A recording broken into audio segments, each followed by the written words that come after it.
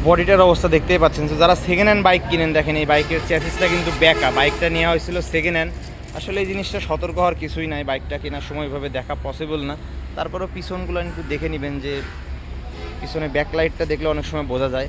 তো বাইকের ফুল সার্ভিস করতেছি আমরা, তো বাইকের অবস্থাটা আমরা একটু দেখাই দিচ্ছি আগে। তো এখানে জংগুলান দেখেন, বাইকটা হয়তো কখনো সার্ভিস করা হয় না। এই যে জংগুলান আসে, এইগুলো আস্তে আস্তে হয় কি যে এই চ্যাসিসটা খেয়ে ফেলে দেয়। দেখেন ভিতরের অবস্থাটাগুলো দেখায়। ফ্রন্ট স্পকের একটা নাট কিন্তু অলরেডি পড়ে গেছে, আর একটা নাটের অবস্থা পড়া অবস্থায় আছে। ভিতর সাইডটার অবস্থা খুব বাজে থাকে। তো আমরা প্রত্যেকটা পার্টস এইভাবে খুলে নিই, খুলে নেওয়ার পরে ওখানে যে প্লাস্টিকগুলো থাকে বডি প্লাস্টিকগুলো আলাদা করে নেই। তো চেষ্টা করি আমরা সার্ভিসটা ভালো করে দেওয়ার, বাদ বাকি উপরওয়ালার ইচ্ছা। তো আমরা ফার্স্টে বডির কিছু কিছু জায়গা আছে যে টেপ করে নিই, ইঞ্জিনের ভিতরে যাতে পানি না যায়, এই জিনিসগুলো খেয়াল রাখবেন। অনেকেই ভয় পান যে এইভাবে গাড়ি খুলে কীভাবে আমরা ওয়াশ করার সাহস পাই। তো যদি অভিজ্ঞতা থাকে তো যে কোনোভাবে কাজ করা যায়। তো আমরা ফার্স্টে এটা 3টা স্তরের ওয়াশ দেবো, এটা প্লাস বডি প্লাস্টিকগুলো। এরপরে কী কী করবো দেখাবো, সাথে থাকবেন। তো বডি যে পার্টসগুলো থাকে, বডি পার্টসগুলোর অবস্থা কেমন থাকে একটু দেখাই নেই। দেখেন এয়ার ফিল্টার বক্সটা দেখেন, ভিতরে ময়লার একটা পরত পড়ে গেছে পুরো, চেইন কভার থেকে শুরু করে। তো প্রত্যেকটা পার্টস কিন্তু আমরা এইভাবে বডি থেকে আলাদা করে নিই। আলাদা করার পরে 3টা ওয়াশ দিব। তো এরপরে কি কি কাজ পাবেন সাথে থাকবেন, আমি দেখানোর চেষ্টা করব। তো একটা সার্ভিস করতে মোটামুটি 7-8 ঘন্টা সময় লাগে। তো আমরা প্রথমে পার্টসগুলো আলাদা করে নিছি। ফার্স্টে আমরা পানি দিয়ে ভালো করে ময়লাগুলো সফট করে নিব। প্রচুর ময়লা বাইকে, বাইকটা ওয়াশ করতে অনেকটা সময় লাগবে। তো আমরা ফার্স্টে এটা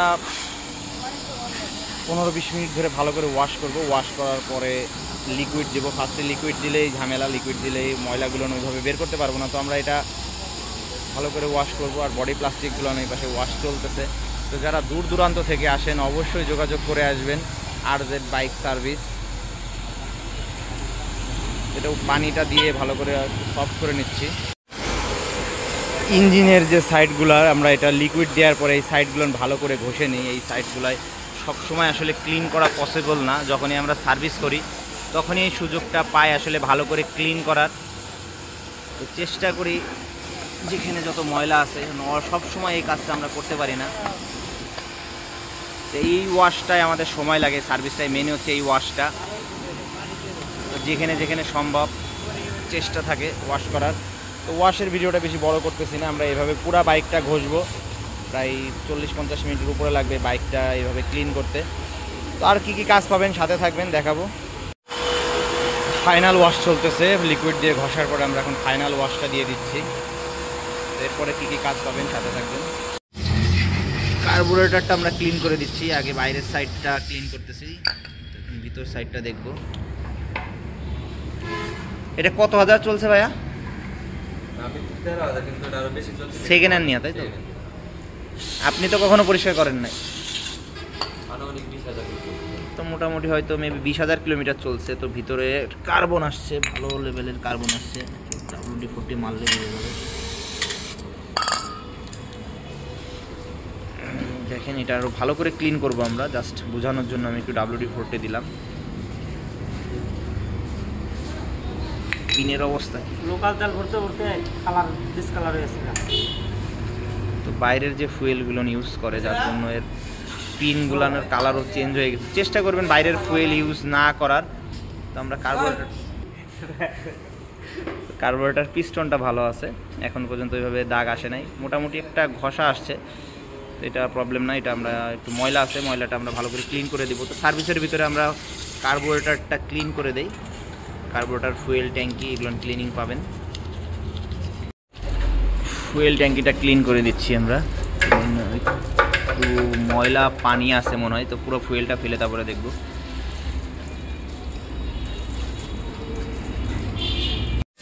ফুয়েল ট্যাঙ্কের এই বাইপাস যে লাইনটা দেখবেন ক্লিয়ার আছে নাকি।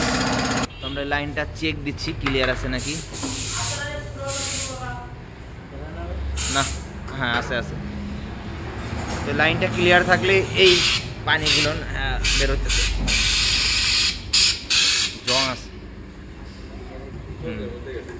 জং আছে, এই জায়গাটাতে হাওয়া মেরে দিলে ক্লিয়ার হয়ে যাবে। তো এই লাইনটা ক্লিয়ার রাখবেন, কারণ এইখানতে যে পানিটা জমে এই পানিটা এই লাইন দিয়ে বের হয়ে যায়। সাদা ছিল আগে, না জং বেশি একটা হয় না, একটু পানি আছে ভিতরে। তো এই পানিটা যায়, এই লাইনটা ক্লিয়ার না থাকলে দিচ্ছি, ক্লিন করে দিচ্ছি। তো এখানে হালকা যে পানিগুলো দেখতেছেন, এই পানিগুলো এর জন্যই হয়। তো আমরা সার্ভিসের ভিতরে ফুয়েল ট্যাঙ্কটা ক্লিন করে দিই, লাইনটা ক্লিন করে দিই। এক্সেলেটার কেবল, ক্লাস কেবল দুইটা আমরা ক্লিন করি। তো কিভাবে ক্লিন করি, ফার্স্টে হচ্ছে আমরা উপর দিয়ে অ্যান্টি রাশ দিয়ে দিই। তো দিয়ে প্রেস করব, প্রেস করলেই ভিতরে ময়লা থাকলে ময়লাগুলো বের হয়ে আসবে। তো সাথে থাকবেন, দেখাবো। WD-40 দেওয়ার পর আমরা এই ভিতরতে ইঞ্জিন অয়েল দিয়ে দিই, কারণ WD-40 দেওয়ার পর এটা অনেক হার্ড হয়ে যায়। তো ইঞ্জিন অয়েলটা দিয়ে দিলে সফট হয়ে যাবে। তো এক্সেলেটার কেবল, ক্লাস কেবল দুইটাই আমরা এভাবে ক্লিন করে দিব। তো গ্রিপ সাইডটা আমরা ভালো করে এখানে ক্লিন করে দিই, এবং ক্লিন করার পরে ইঞ্জিন অয়েল দিয়ে দিই। আর এই চাপার ভিতরে যে কার্বনগুলো থাকে, চাপার কার্বনগুলো ক্লিন করে দিচ্ছি। মেন হচ্ছে অনেক দিন বসে থাকলে এই চাপাগুলো সুইচটা ঠিক করে কাজ করে না, এই কার্বন জমে যায়। তো এখানে WD-40 দিয়ে ভালো করে ক্লিন করে দেই। যদি প্রবলেম থাকে বলবেন, আমরা এই সার্ভিসের ভিতরে ক্লিনিংটা করে দিব।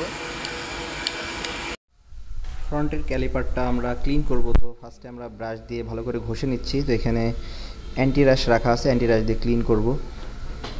তো এটা ক্লিন না করলে হবে কি, পরবর্তীতে ডিস্কটা হার্ড হয়ে যায়, অনেক সময় গরম হয়ে যায়। তো মেন হচ্ছে ব্রেকটা প্রেস করতে সমস্যা হবে। তো আমরা ভালো করে ক্লিন করব, ভিতর সাইডটাকে ক্লিন করে নিচ্ছি।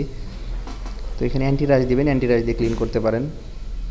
তো ভিতরে দেখতে পাচ্ছেন অনেক ময়লা, কালো কালো ময়লা জমে আছে। তো আমরা অ্যান্টি রাশ দিয়ে ভালো করে বের করে নিচ্ছি। যে ক্যালিপারের রাবার সাইডটা এখানে ময়লা থাকে, তো ময়লাগুলো ভালো করে বের করে নিতে হবে। তো আমরা সার্ভিসের ভিতরে ছোটো ছোটো দিকগুলো দেখে দিই। তো ফ্রন্টের ক্যালিপার, রেয়ার যদি ডিস্ক থাকে তো রেয়ারটা আমরা এভাবে ক্লিন করব। ড্রাম থাকলে ড্রাম ক্লিন করে দিব। তো ক্লিন করার পরে ভালো করে এখানে গ্রিস দিয়ে দিব। তো লিমিটেড একটা গ্রিস ইউজ করি আমরা, খুব কম পরিমাণ ইউজ করি। তো গ্রিসটা দেওয়ার পরে এটা ইনস্টল করে দিব আমরা।